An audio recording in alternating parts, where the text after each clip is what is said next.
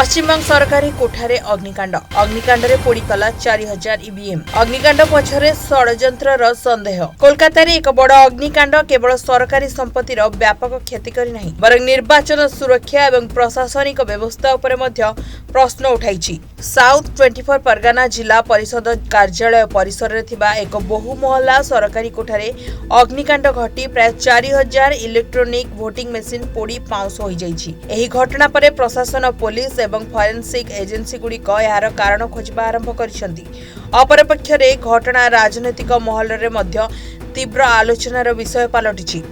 एही घटना जून 10 और 11 मध्यरात्रि रे कोलकातार अलीपुर अंचल अवस्थित एक 9 महला सरकारी कोठारे घटिछि। एही कोठा साउथ 24 परगना जिला परिषद कार्यालय सहित अन्य अनेक सरकारी विभागर केन्द्र भावरे कार्य करे।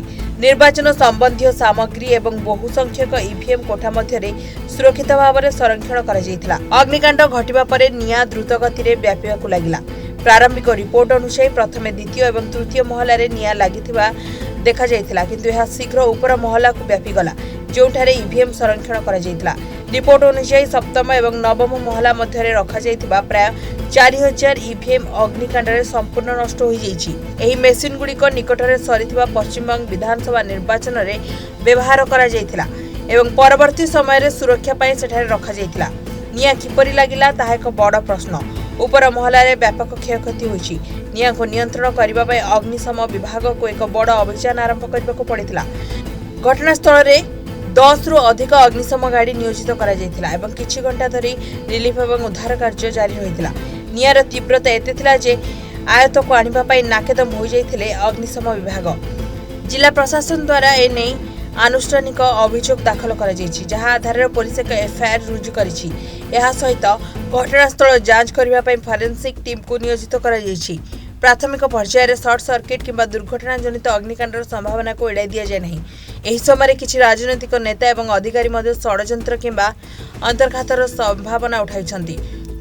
पूर्व योजनाबद्ध षड्यंत्र किंबा हेरफेर को इंगित करथिबा कोनोसी ठोस प्रमाण ए पर्यंत मिले नहीं।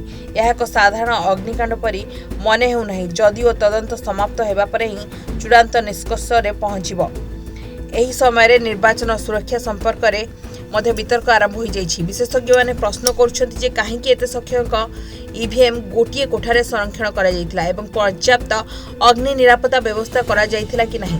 एही घटना सरकारी कोठा गुड़िक विपर्यय परिचालना एवं सुरक्षा मानदंडर स्थिति प्रति मध्य दृष्टि आकर्षण करिछि। एहा व्यतीत संवेदनशील निर्वाचन उपकरण थिबा केन्द्र गुड़िकर उन्नत अग्नि निर्वापक एवं सुरक्षा व्यवस्था स्थापन करा जायतिले एते व्यापक क्षति को एड़ाई जाय पारिथांता।